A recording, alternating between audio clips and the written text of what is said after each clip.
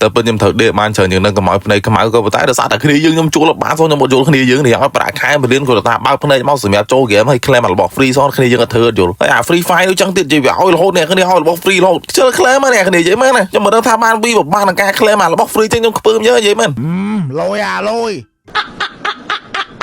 អ្នកគ្នាយើងទៅនេះ ID មកខ្ញុំផ្ទេរវាឲ្យបើឲ្យអ្នកគ្នាខ្ញុំជប់យើខ្ញុំពិបាកខ្ញុំអ្នកគ្នាអាម៉េចទេ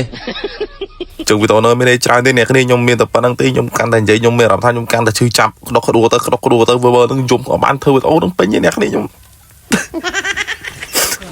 ហើយបើសិនអ្នកគ្នាចង់ top up ទៅមុនហ្នឹងឯងកុំភ្លេច website ឆៃ top up អ្នកគ្នា link website ហ្នឹងខាងក្រោម comment ហ្នឹងក៏ដូចជា page បកគាត់ខ្ញុំ mention នៅលើ caption ហ្នឹងអ្នកគ្នាតើឲ្យទូថ្លៃទេទៅដាក់ចាប់ event ហ្នឹងទៅបើខ្ញុំបានចាប់ឯអ្នកគ្នាខ្ញុំ free ទៀតហើយអ្នកខ្លះខ្ញុំសម្ដែងតែខ្ញុំមិនមែនសម្ដែងទេ